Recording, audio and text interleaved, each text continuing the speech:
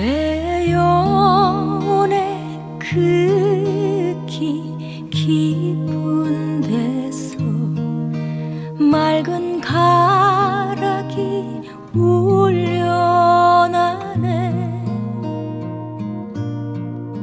하늘 곡조가 언제나 흘러나와 내 영혼을 고이 싸네.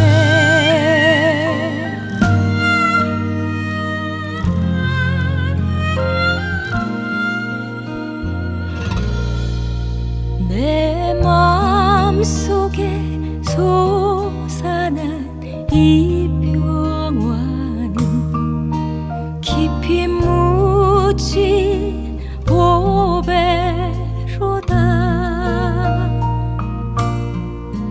나의 보화를 캐내어 가져갈 자 그 아무도 없으리라.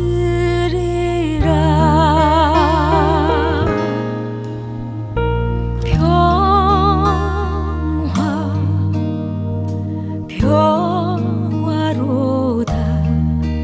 하늘 위에서 내려오네.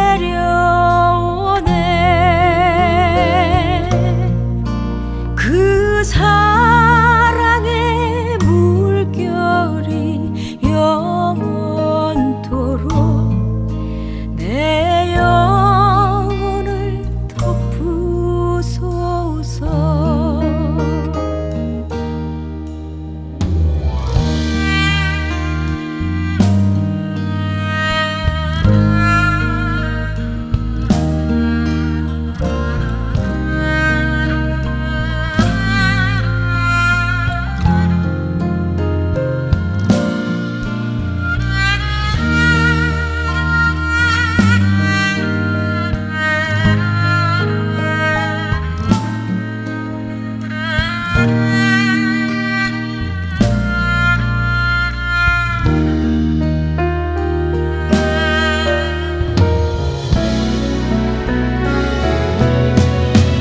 이 땅 위에 험한 길 가는 동안 참된 평화가 어디 있나.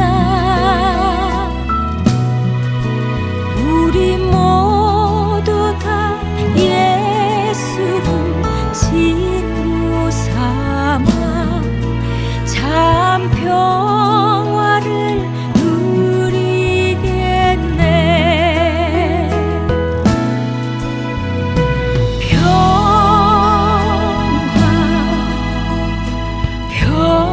평화로다.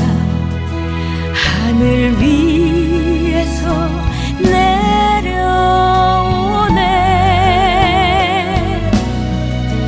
그 사랑의 물결이 영원토록 내 영혼을 덮으소서.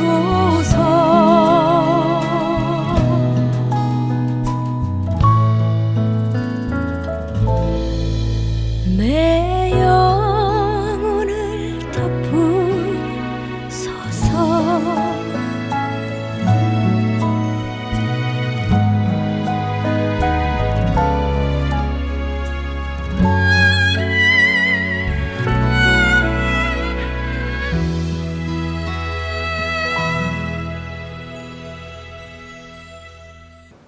할렐루야. 하나님의 말씀 공독해 올립니다. 마태복음 2장 1절로 12절 말씀 공독해 올리도록 하겠습니다. 헤롯 왕 때에 예수께서 유대 베들레헴에서 나시매 동방으로부터 박사들이 예루살렘에 이르러 말하되 유대인의 왕으로 나시니가 어디 계시냐. 우리가 동방에서 그의 별을 보고 그에게 경배하러 왔노라 하니 헤롯 왕과 온 예루살렘이 듣고 수동하니라. 왕이 모든 대제사장과 백성의 서기관들을 모아 그리스도가 어디서 나겠느냐 물으니 이르되 유대 베들레헴이오니 이는 선지자로 이렇게 기록된 바 또 유대 땅 베들레헴아 너는 유대 고을 중에서 가장 작지 아니하도다. 내게서 한 다스리는 자가 나와서 내 백성이 이스라엘의 목자가 되리라 하였음이니이다. 이에 헤롯이 가만히 박사들을 불러 별이 나타난 때를 자세히 묻고 베들레헴으로 보내며 이르되 가서 아기에 대하여 자세히 알아보고 찾거든 내게 고하여 나도 가서 그에게 경배하게 하라. 박사들이 왕의 말을 듣고 갈새 동방에서 보던 그 별이 문득 앞서 인도하여 가다가 아기 있는 곳 위에서 머물러 서 있는지라. 그들이 별을 보고 매우 크게 기뻐하더라. 집에 들어가 아기와 그의 어머니 마리아가 함께 있는 것을 보고 엎드려 아기께 경배하고 보배합을 열어 황금과 유황과 모략을 예물로 드리니라. 그들은 꿈에 헤로데게로 돌아가지 말라 지시하심을 받아 다른 길로 고국에 돌아가니라. 아멘. 찬송가 하나님 앞에 드립니다. 91장 드리시겠습니다.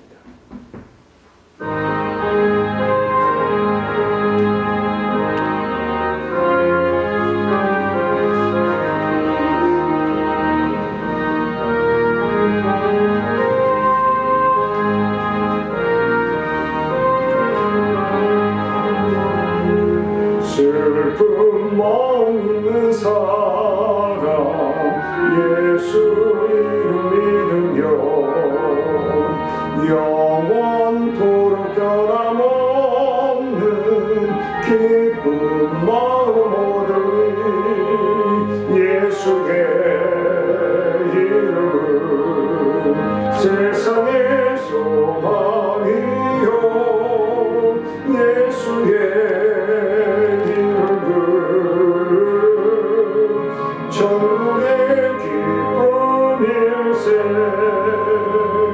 거룩하신 주의 이름 너의 방패 삼으라. 환난 시험 당할 때에 주께 기도드려라. 예수의 이름은 세상의 소망이요 예수의 이름은 천국의 기쁨일세. 존귀하신 주의 이름 우리 기쁨 되도다. 주의 품에 안길 때에 기뻐 찬송 부르니. 예수의 이름은 세상의 소망이요 예수의 이름은 천국의 기쁨일세.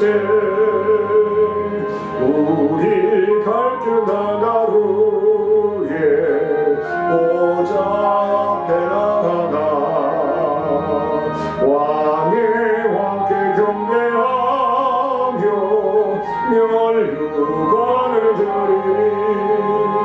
예수의 이름은 세상의 소망이요 예수의 이름은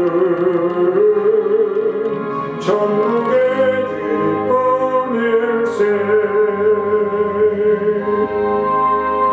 은혜 주신 아버지 하나님, 오늘도 아버지 하나님의 말씀을 전하며 듣게 하심을 감사합니다.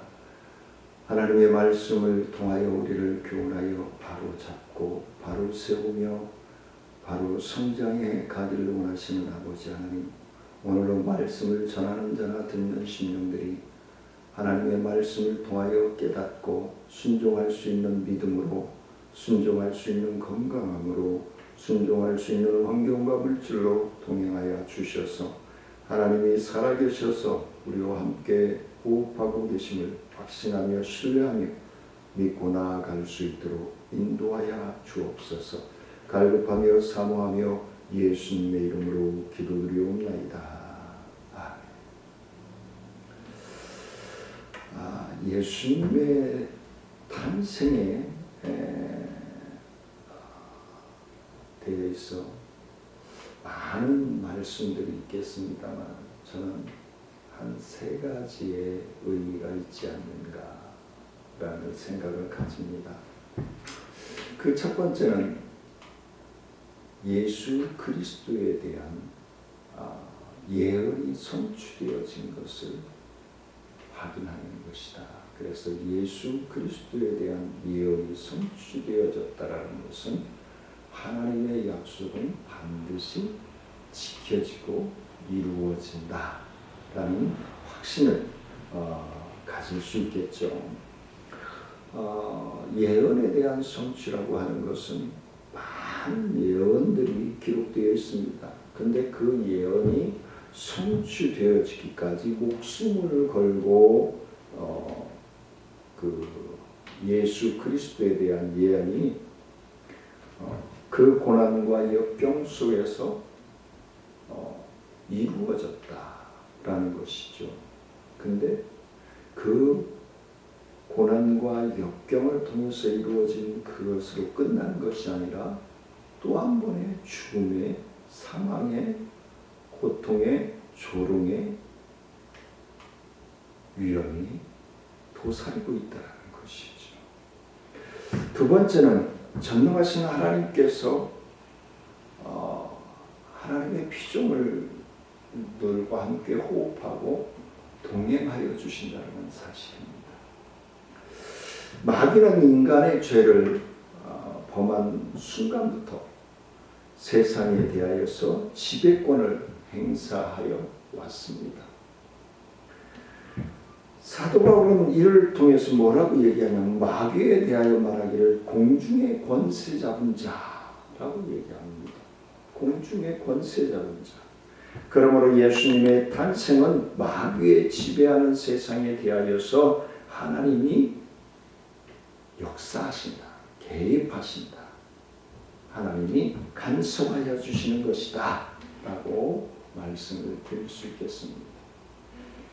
세 번째는 하나님께서는 새로운 피조물, 새로운 세계, 새로운 믿음의 전환점을 시작하게 해주셨다라는 것을 말씀을 드릴 수가 있겠습니다. 예수님의 50원 주전 역사의 BC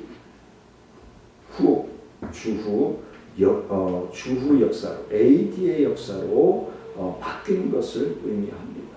그래서 아담에서 진행되었던 역사가 그리스도 안에서 새로운 역사로 바뀌어진다는 것입니다. 그래서 예수 그리스도를 믿음으로 말미암아 거듭났다, 중생한다, 구원을 확신을 받는다라고 하는 것은 새로 태어났다, 새로운 시간, 새로운 역사, 새로운 꿈을 위해서 나아가는 것이다 라고 얘기를 할 수 있겠죠. 그래서 이 중대한 일들을 예수님의 탄생으로 말미암아 일어나고 실현되어지고 이루어졌다라고 말씀을 할 수 있겠습니다. 예수 그리스도의 탄생을 알리는 천사들의 찬송은 엄청난 감동을 줄 수 있는 그러한 장관을 주는 것이다. 근데 예수님을 통해서 심판해 주러 오실 그 날에는 더할 나위 없는 감동과 감격의 역사가 예비되어 있다는 사실도 또한 말씀을 드립니다. 루가복음 2장 14절 말씀에 지극히 높은 곳에서는 하나님께는 영광이요 땅에서는 기뻐하심을 입은 사람들 중에 평화로다.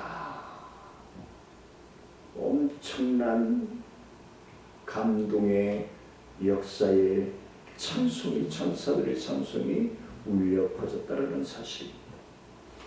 그래서 그때의 목자들은 베들레헴으로 가서 아기 예수께 경배하고 하나님을 찬미하며 그들은 돌아갔다. 그들은 동방박사들이 자기 아기 예수께 경배하기 위하여 예루살렘에 도착한 후 이렇게 물었습니다. 유대인의 왕으로 나신 이가 어디 계시뇨? 우리가 동방에서 그의 별을 보고 그에게 경배하러 왔노라 라고 얘기합니다. 이 동방의 박사들이 누구인지 정확하게 알 수는 없지만 혹자들은 메소포타미아 지역에 사는 경건한 정성가들이거나 아니면 아라비아의 사람들이라고 추측만 할 뿐입니다. 그곳은 고대로부터 천문학에 발달한 점성술가들이 로 알려져 있다. 천문학에 아주 박식한 사람들이 많은 걸로 알려졌다. 그래서 그들은 별에다가 인생의 운명을 걸고 인생을 정치기까지 했던 것으로 나타나 있습니다. 그 동방의 박사들에게 이상한 별이 발견되어집니다. 그들은 주전 14세기경에 발람 선지자가 이 별에 대하여 예언한 것을 알아냈습니다. 찾아냈습니다. 그들은 또 주전 6세기경에 바벨론과 바사의 총리였던 다니엘의 기록에도 나타나 있음을 알 수 있습니다. 결국 그들은 그 이상한 별이 새 역사의 주인공으로 탄생한 신호인 것을 감지합니다. 그들은 그 별을 따라 새 역사의 주인공을 찾아 나서게 됩니다. 이것이 성탄절의 첫 모습이요 생명의 주님을 영접하지 않은 것은 슬픈 일일 수밖에 없다는 것을 우리에게 전하여 주고 있습니다. 왜냐하면 생명의 주님이신 예수 그리스도를 거절함으로써 영벌을 받게 되기 때문에 그렇습니다. 요한복음 1장 10절 말씀에서 영접하는 자 곧 그 이름을 믿는 자들에게는 하나님의 자녀가 되는 권세를 주셨으니 라고 말씀을 합니다. 이 말씀이 가장 기쁜 구절인 이유는 바로 우리가 진정한 의미에서 성탄절을 맞기 원한다면 동방 박사들을 통해서 배워야 할 것이 바로 그것임을 오늘 본문을 통해서 말씀해 주고 있는 것입니다. 그래서 오늘 본문을 통한 제목을 예수를 만난 박사들이라고 잡아보았습니다. 예수를 만난 박사들. 2절 말씀해 보니까 첫 번째로 그의 별을 보고 경배하러 왔다 라고 기록합니다. 유대인의 왕으로 나신 이가 어디 계시냐? 우리가 동방에서 그의 별을 보고 그에게 경배하러 왔노라 하니 라고 기록하고 있습니다. 동방의 박사들은 예루살렘에 이르러 이렇게 말합니다. 그들은 불완천리하고 멀리서 찾아온 자들입니다. 산 넘고 강을 건너 먼 길을 찾아왔습니다. 그들은 물론 유대인이 아니면서도 유대인의 왕으로 오신 이를 경배하러 왔다고 기록하고 있습니다. 그들은 사회적인 지위가 있는 자들이었고 그들에게는 경제적인 여유도 있었다고 학자들은 역사학자들은 이야기하고 있습니다.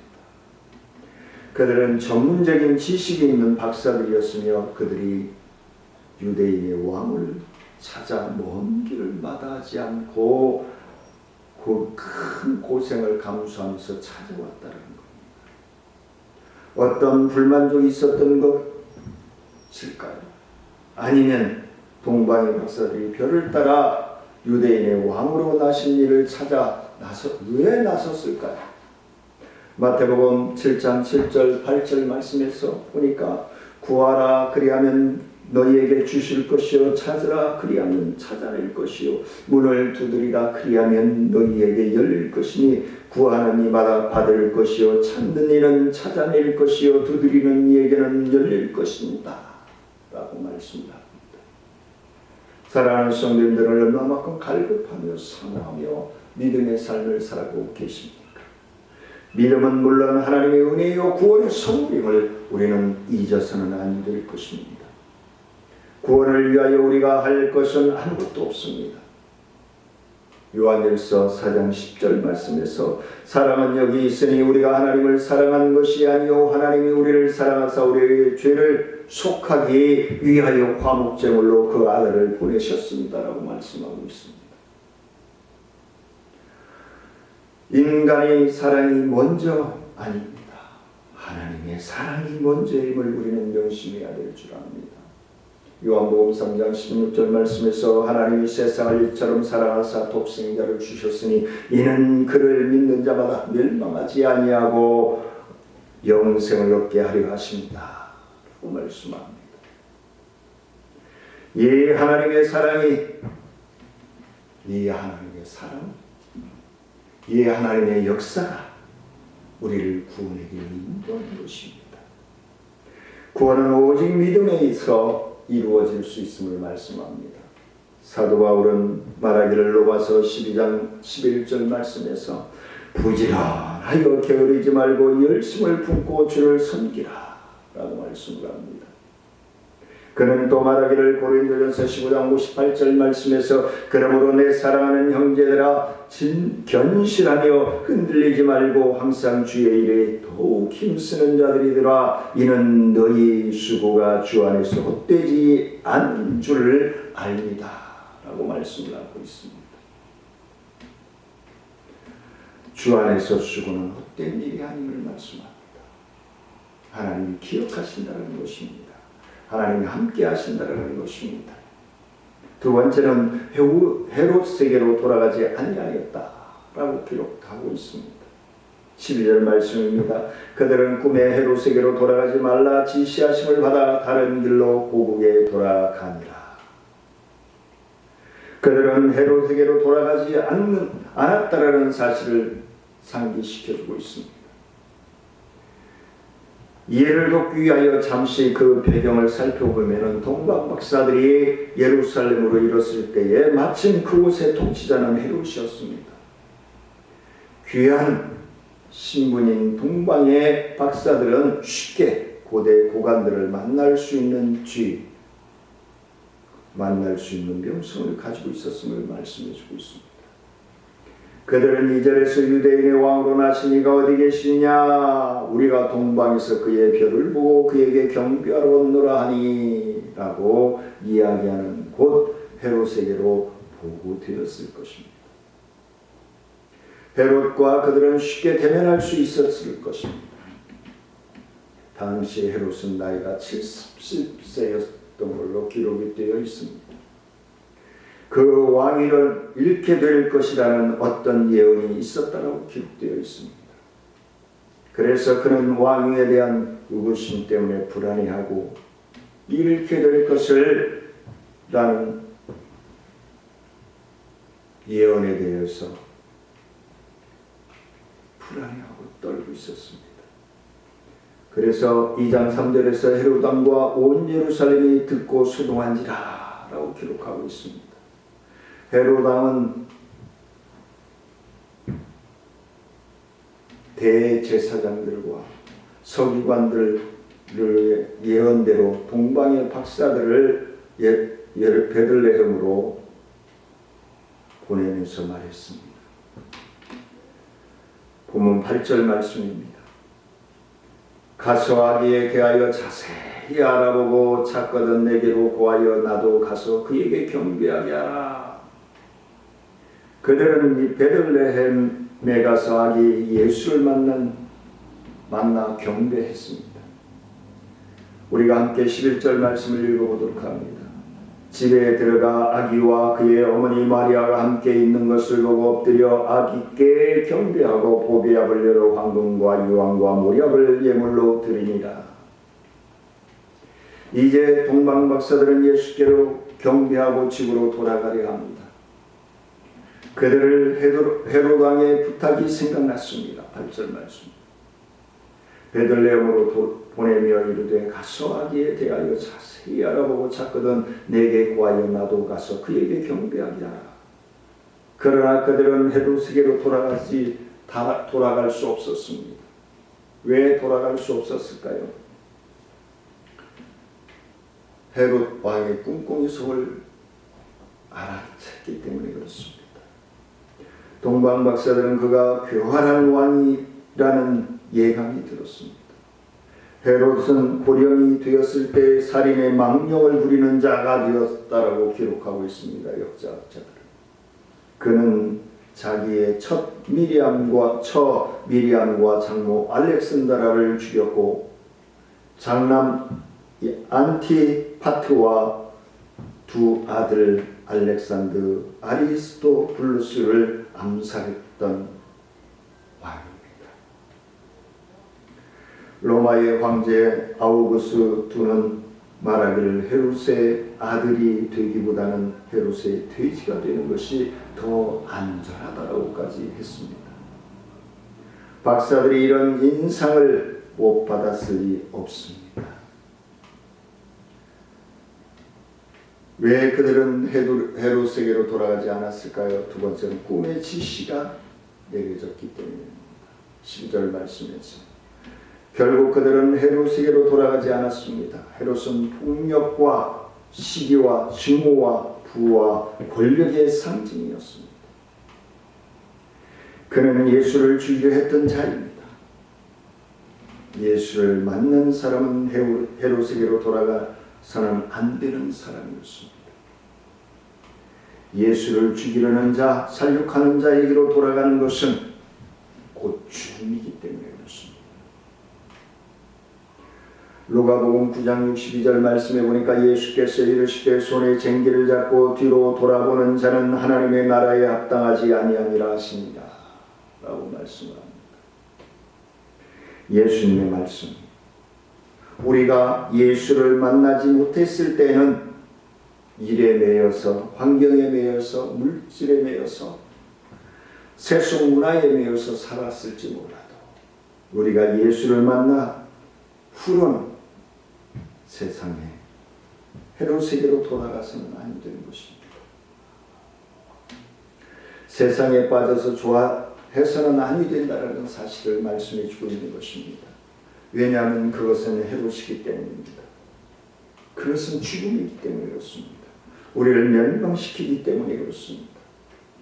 그래서 헤롯에게로 돌아가면 안 됩니다. 세속으로 돌아가면 안 됩니다. 예수를 만난 박사들은 헤롯에게로 돌아가지 않는 것처럼 우리도 헤롯에게로, 죄악의 늪으로, 죽음의 늪으로 돌아가서는 안 될 것입니다. 생명의 영생으로 유턴하는 사랑하는 성도님들의 2023년도 성탄절이 되어지시기를 주의 이름으로 축원을 드립니다. 마지막으로 세 번째는 고국으로 돌아가니라 그랬습니다. 그들은 꿈에 헤롯에게로 돌아가지 말라 지시하심을 받아 다른 길로 고국에 돌아간다. 중요한 것은 다른 길로, 헤롯에게로 거쳐왔던 그 길이 아닌 다른 길로 돌아갔다. 죄와 산 정도 해서는 아니 된다는 것을 우리에게 교훈해 주고 있습니다. 동방 박사들은 처음 왔던 길로 돌아가지 않고 그들은 하나님의 지시를 받아 다른 길로 고국으로 돌아갔습니다. 예수를 만난 사람들은 다른 길로 가야 한다는 말입니다. 옛 길, 세속된 길, 타락의 길, 향락의 길, 쾌락의 길, 중독의 길로 가는 것이 아니라 옛날 예수 믿기 전에 다니던 그 길로 가는 것이 아니라 새로운 길, 주님이 원하시는 길로 가야 됨을 말씀해 주고 있는 것입니다. 예수를 만난 사람은 옛 길이 아닌 다른 길이 있다는 말씀입니다. 생명의 길이 있다는 것입니다. 평화의 길이 있다는 걸 얘기합니다. 기쁨의 길이 있다라고 얘기하고 있는 것입니다. 예수를 만난 사람은 길이 달라져야 합니다. 그들의 생각이 달라져야 합니다. 그 인생의 길이, 인생의 삶이 달라져야 되는 것입니다. 길이 달라졌다는 것은 삶의 변화가 이루어지고 있다는 사실을 믿으시기를 원합니다. 예수를 만난 사람은 변화받은 새 사람이 되었다라는 말입니다. 그리하여 사도 바울은 고린도후서 5장 17절에서 이렇게 말씀합니다. 누구든지 그리스도 안에 있으면 새로운 피조물이라 이전 것은 지나갔으니 보라 새 것이 되었도다. 할렐루야. 세리마테는 로마의 앞잡이였던 그가 예수를 만난 후로 사도가 되었습니다. 세금 자녀, 세금을 갈취어 손가락질을 받던 그가 예수를 만나고 사도가 되었습니다. 세리장 삭개오도 예수를 만난 후로 새 사람이 되었음을 말씀해 주고 있습니다.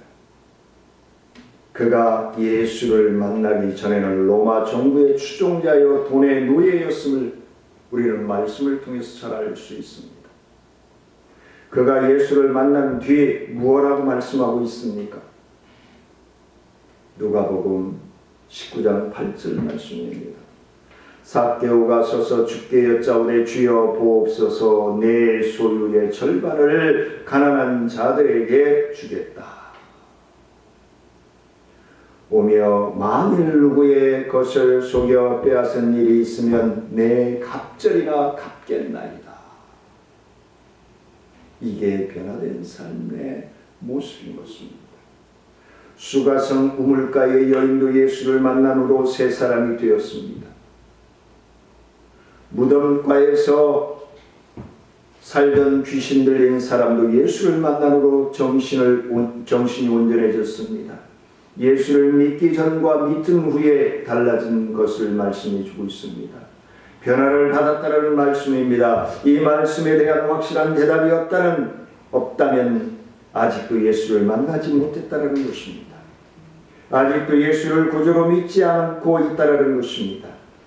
우리는 사도 바울의 이런 예수를 대적하는 자였음을 알고 있습니다. 그의 말대로 그는 핍박자였고 폭행자였습니다.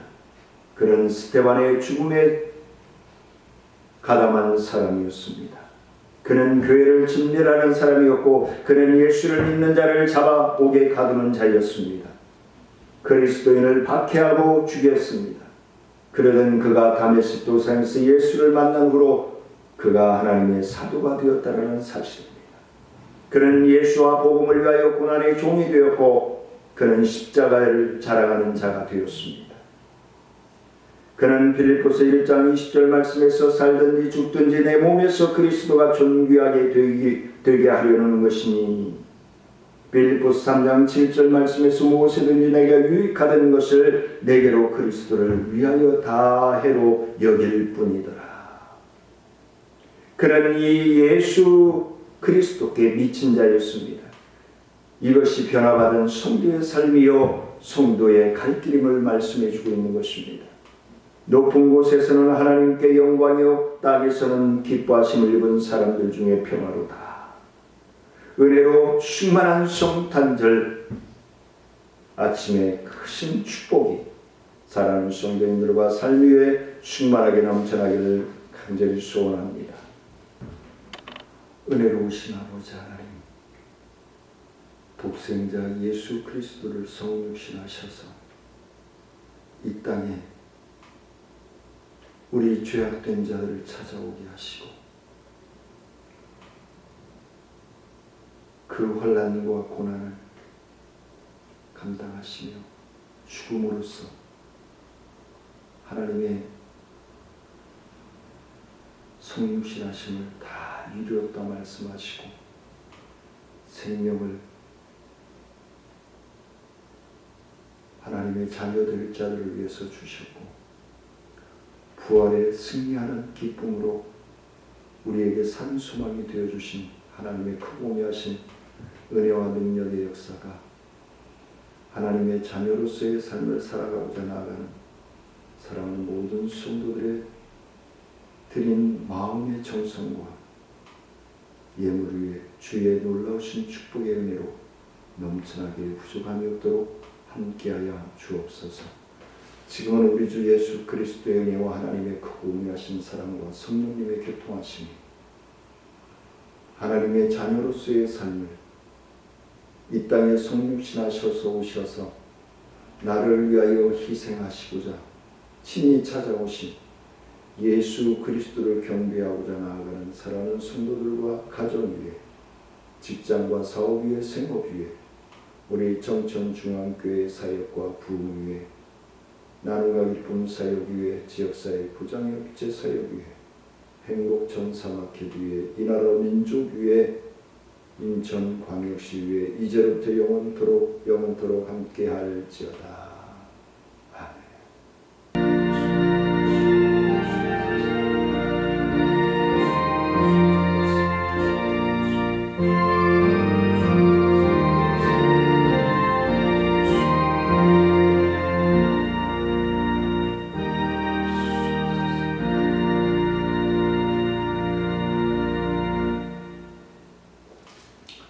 점심 맛있게 드시고 오후 찬양 예배로 뵙겠습니다. 사랑하며 축복합니다.